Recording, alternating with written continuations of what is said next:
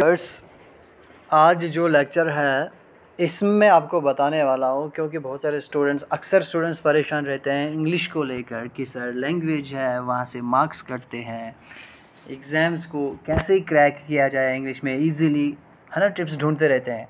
लेकिन अक्सर स्टूडेंट्स इस चीज़ में गलती करते हैं कि इसका जो रीडिंग यानी जो स्ट्रेटजीज़ है, राइटिंग स्ट्रेटजीज़ हैं, कहाँ से स्टार्ट करना है, क्या करना है, कैसे करना है, तो अक्सर स्टूडेंट्स इसमें गलती करते हैं और अपना टाइम वेस्ट करते हैं जब तक एग्ज़ाम्स आ जाते हैं। तो आजकल आपको पता है कोरोना वायरस का बोलबाला है कुछ ज़्यादा ही, तो क्लासेस तो अच्छे से लग नहीं रही। अब ऑनलाइन क्लासेस लगेंगी तो फिर भी डिफरेंस तो आता ही रहता है कि जो इंसान क्लासेस के दौरान पढ़ता है, फिर ट्यूशन्स वगैरह स्टूडेंट्स कंटिन्यूसली करते हैं, तो फिर भी प्रॉब्लमेटिक रहता ही रहता है। तो आज तो फिर होता ही है, क्योंकि आज ट्यूशन भी नहीं है, आज क्लासेस भी नहीं, तो ऑनलाइन क्लास में कुछ ज़्यादा भी नहीं लग रही होती हैं सारी, कंटिन्यूसली कहीं ना कहीं प्रॉब्लम आती है। तो चलिए आपको मैं टिप्स बताता हूँ, कुछ इंपॉर्टेंट टिप्स है, यानी कि इंग्लिश को आप कैसे, इंग्लिश पेपर को आप कैसे क्रैक कर सकते हैं, किसी भी क्लास की, किसी भी स्टैंडर्ड की इंग्लिश को जो पोर्शन है, जो पेपर है, आप उसको कैसे क्रैक कर सकते हैं। चलिए हम जल्दी से स्टार्ट करते हैं वीडियो को। Follow up some important tips, कुछ ज़रूरी टिप्स हैं जो आपको फॉलो करने हैं। उन टिप्स को फॉलो करने के बाद आपको इंग्लिश जो चैप्टर, जो बुक है, वो सबसे आसान लगेगा एग्ज़ाम के लिए प्रिपेयर करना। चलिए पहली टिप है जो आपको, start with a grammar portion. जी हाँ, don't be shock that start with a grammar portion, कि सर ग्रामर पोर्शन से स्टार्ट करें। देखिए क्या होता है, अक्सर स्टूडेंट्स क्या करते हैं जब स्टार्ट करते हैं, सेशन शुरू होता है तो चैप्टर्स पे ध्यान देते हैं, चैप्टर्स को फर्स्ट से लेकर पढ़ते हैं, चैप्टर्स। आजकल तो हालात भी ठीक नहीं है, या फिर बहुत खासकर अगर जम्मू एंड कश्मीर की बात करें तो प्रॉब्लम रहती है। कश्मीर पोर्शन में तो ज़्यादा रहती है, कभी भी हड़ताल हो सकती थी, कभी कुछ भी, तो क्लासेस उसके लिए टाइम नहीं मिलता है। तो अक्सर हड़तालें की वजह से प्रॉब्लमेटिक रहता है, तो टाइम नहीं मिलता है। तो हम क्या करते हैं जी, कुछ बच्चे को जब टाइम मिलता है चैप्टर्स पे गवा देते हैं, और जब एग्ज़ाम नज़दीक आ जाए तब तक छुट्टियां हो जाती हैं, तो हमारा जो ग्रामर पोर्शन है वो वैसे ही रह जाता है। अब सवाल है कि स्टार्ट विद ग्रामर पोर्शन क्यों, why we should start from grammar portion, because listen carefully my dear students. वो क्या होता है कि अगर आप क्या करेंगे, रेशो निकालेंगे अपनी इंग्लिश ग्रामर का, जो इंग्लिश पेपर का अगर आप रेशो निकालेंगे, फॉर एग्जाम्पल अगर मैं 10th की बात करूँ, है ना, या 11th या 12th की स्टैंडर्ड की बात करूँ मैं, है ना, या 11th या 12th या किसी भी स्टैंडर्ड को ले लीजिए, है ना।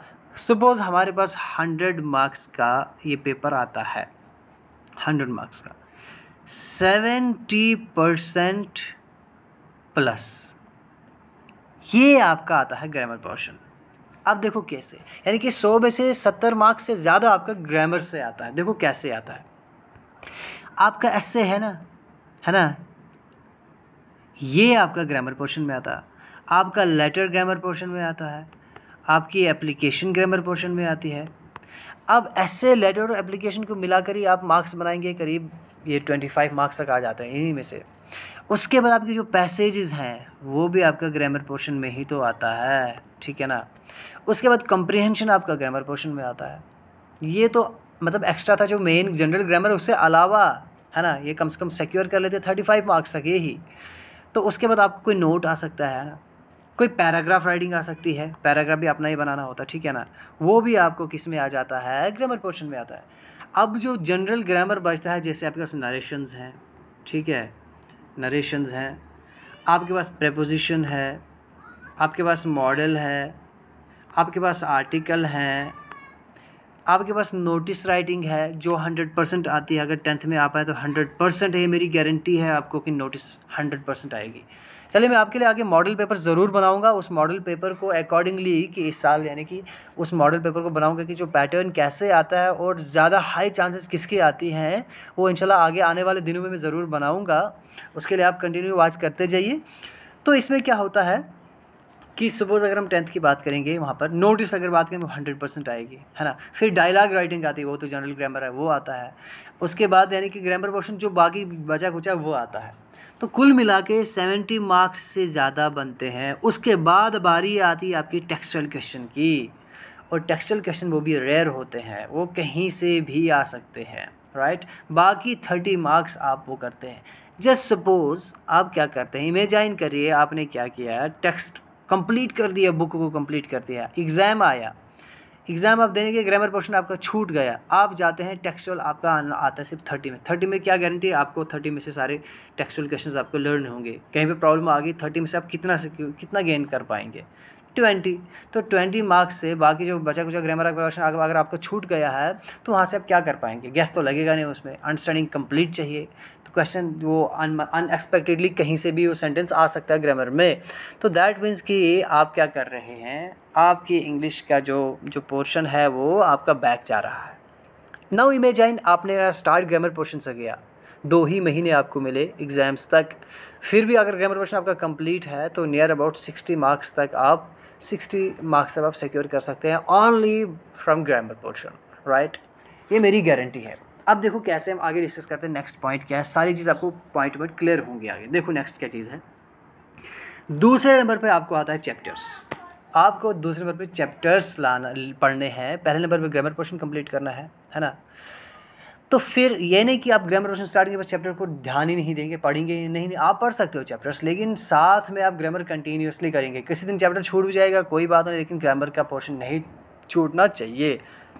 दूसरी चीज़ आपको, दूसरी प्रेफरेंस जो है आपको चैप्टर्स पे देनी। अब देखो क्यों, अब चैप्टर्स को पढ़ना है तो कैसे पढ़ना है। अक्सर स्टूडेंट्स मैंने क्या देखा करते हैं, वो डायरेक्टली क्वेश्चन पे ध्यान देते हैं, नोट्स के लिए ज़्यादा, सर टीचर्स को सर फला नोट्स दीजिए, नोट्स वगैरह वगैरह। तो ऐसा आप ये नहीं करिए, क्योंकि ये सही तरीका नहीं है। देखो कैसे चैप्टर्स आप पढ़ेंगे, कैसे पढ़ेंगे, read deeply as much as possible, जितना पॉसिबल हो सकता है उतना डीपली आप चैप्टर्स को पढ़िए, है ना। जो राइटर है उसके नोट को भी पढ़ो, फिर जो एक्स्ट्रैक्ट प्रीलूड चैप्टर से पहले आता है स्क्वायर बॉक्स में, उस चैप्टर के बारे में उसको डीपली पढ़ो, चैप्टर का थीम सेंट्रल आइडिया निकालने की कोशिश करो, टाइटल को डिस्कस करने की कोशिश करो, डीपली करो। पता क्यों, अगर आप क्या करेंगे, एक चैप्टर को डीपली पढ़ते यहाँ से लेके यहाँ तक, फिर आप क्या करेंगे, उसी में से आपके टेक्सुअल क्वेश्चंस आते हैं, राइट। आपके टेक्सुअल उसी में से आते, कोई बाहर से तो नहीं आएंगे ना। अगर आपका कंप्लीट होगा चैप्टर, डीपली आपको अंडरस्टैंडिंग होगी, तो कल को एग्जाम में जब पैसेज आएगा ना, इसी चैप्टर में कोई सा एक्स्ट्रा उठा के दे दिया जाएगा, छोटा सा टुकड़ा, आपने डीपली पढ़ा होगा ना, तो वहाँ पे आपका कर सकते हो, आप पैसेज को आराम से कर सकते हो। चलिए कंप्रहेंशन हम करेंगे किसी दूसरे वीडियो में कि हम रीडिंग कंप्रहेंशन कैसे करना होता है, जो पैसेज वगैरह उनको सॉल्व कैसे करते हैं, कितने ट्रिक्स क्या है, इजीली हम करेंगे नेक्स्ट वीडियो में। अगर आपको अच्छा लगेगा तो आप कमेंट्स में लिख सकते हो कि सर पैसेज को कैसे करना है, तो आप लिख सकते हो, मैं आपके लिए जल्दी वीडियो लेकर आऊँगा। तो फिलहाल आप इस पर ध्यान दीजिए कि डीपली पढ़ना है। कल को पैसेज आएगा एग्जाम में, कोई भी होगा, आपने डीपली पढ़ा हुआ तो आ सकता है। कल को टेक्सुअल क्वेश्चन अगर कोई ऐसा आ गया, कोई ऐसा क्वेश्चन आ गया जो टेक्स्ट में ना भी हो, लेकिन किसी को मतलब कोई अपना बना के क्वेश्चन डाल दिया हो, है ना, आप कर सकते हो, क्योंकि आपने चैप्टर को डीपली पढ़ा होगा।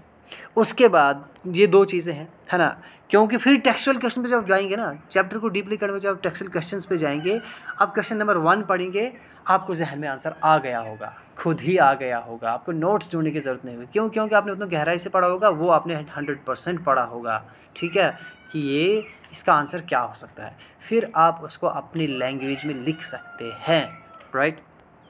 अब देखिए तीसरी चीज़ क्या है, don't waste too much time in textual question. देखो दोबारा वही चीज़ आ गई कि ज़्यादा टाइम आप टेक्सुअल क्वेश्चंस में वेस्ट मत करिए। इसके कहने का मतलब क्या है, यहाँ पर क्या मतलब है कहने का मतलब ये है, हम क्या करते हैं, स्टूडेंट्स अक्सर क्या करते हैं, बस टेक्सुअल क्वेश्चन में याद करते हैं, शुरू से लेकर एंड तक उनको याद करने की कोशिश करते हैं, याद करो, और मैक्सिमम टाइम वो क्या करते हैं, 50, 60, 70% ऑफ टाइम उन टेक्सुअल क्वेश्चंस में दे देते हैं। एट द एंड पे एग्जाम्स में सिर्फ 30 मार्क्स प्लस 30 मार्क्स तक 25 मार्क्स, इतने 20 मार्क्स इतने के क्वेश्चंस आते हैं। बाकी कुछ रेयर कोई कैरेक्टर कोई वगैरह कोई आ जाता है, तो वो चीज़ें आ जाती हैं, ठीक है ना। तो इससे हम क्या करते हैं, ज़्यादा टाइम वेस्ट उसमें कर लेते हैं, तो ग्रामर पोर्शन में कहने की दिक्कत रह जाती है। अक्सर स्टूडेंट्स को मैंने देखा है, तो प्रॉब्लम कहीं ना कहीं से अगर आती है तो ग्रामर पोर्शन में ही आती है, क्योंकि grammar is very important, is backbone of English language. आप ग्रामर स्पीकिंग में एक बात करें, कहीं भी पर आप जाइए, ग्रामर तो मस्ट है, इसलिए ज़्यादा प्रेफरेंस आप फोकस ग्रामर पर दीजिए, टेक्सुअल क्वेश्चन पर ज़्यादा ध्यान नहीं दीजिए। अब टेक्सुअल क्वेश्चन याद करने में बताऊँगा कैसे याद करने हैं, ध्यान से पहले आप सुनिए, सिर्फ इस चीज़ को फॉलो करिए। अगला पॉइंट हमारा क्या है, नेवर रोट एनी क्वेश्चन, रट्टा नहीं मारना है ना। एक जनरल है, एक यानी कि एक मजाक है, एक एक एक जोक टाइप का है, रटिफिकेशन इज गड़बड़ेशन इन द एग्जामिनेशन, है ना। एग्जाम में अगर किसी स्टूडेंट्स ने किसी कोई क्वेश्चन को रोड मेमोरी से याद किया तो वो प्रॉब्लमेटिक हो सकता है, ठीक है ना। इसमें क्या था कि एक छोटा सा मैं आपको जोक सुना देता हूँ ताकि आपको इंटरेस्ट बना रहे। इसमें ये वो क्या है कि एक दिन एक स्टूडेंट ने रट्टे से याद किया, ठीक है ना। वहाँ पर क्या आया था, एक क्वेश्चन आया था, उसने माई बेस्ट फ्रेंड याद किया था, तो वहाँ पर आया था माई फादर, ठीक है ना। उसने वहाँ पर क्या लिखा, I have so many father and फलानी is my best father, he is very good father, वगैरह वगैरह इसने लिखा था। वो क्या था, वो रोड मेमोरी थी। तो सो रोड मेमोरी से नहीं करिएगा। देखो इससे क्या होगा, इससे क्या बचेगा, सबसे पहले आपका 100% टाइम बचेगा।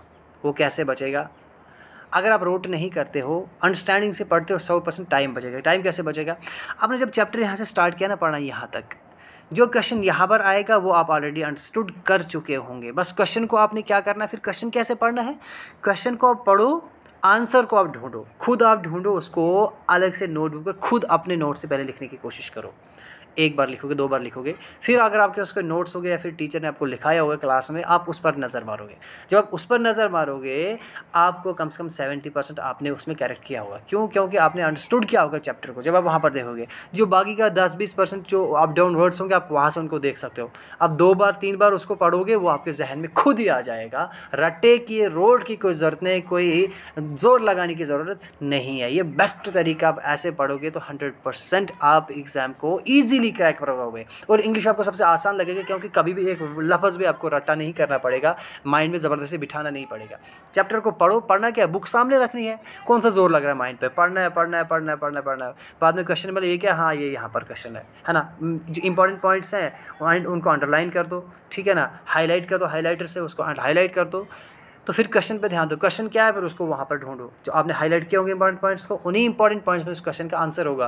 फिर उन आंसर्स को मैच करने की कोशिश, खुद लिखना करो, नोट अलग से बनाओ, अलग से नोटबुक अपनी बनाओ, फिर उनको कंपेयर करो बाकी जो नोट्स वगैरह जो टीचर्स ने आपको दिया होगा उनसे कंपेयर करो। फिर जो बची कुछ 10-20% मिस्टेक्स होंगे, ग्रामेटिकल एरर्स होंगे, वो आपको क्लियर कर सकते हो। इसी असना में कम से कम आप अपने क्वेश्चन को कम से कम 4 या 5 बार पढ़ चुके होंगे इसी प्रोसेस में। जो क्वेश्चन को आप 5 बार पढ़ चुके होंगे, आपको जहन में खुद ही बैठ गया होगा, कोई रोट करने की ज़रूरत नहीं है। और ऐसे में क्या होगा, कल को कोई भी पैसेज आएगा, कंप्रेंशन आएगा उसी चैप्टर में से, तो आप इजीली कर सकते होंगे, क्योंकि आपने चैप्टर को अंडरस्टूड किया होगा। Next is try to solve model papers previous years के। आपके पास आप क्या करोगे, जो मॉडल पेपर्स होंगे, जो पेपर्स आते हैं प्रीवियस ईयर्स के पेपर्स उठाइए।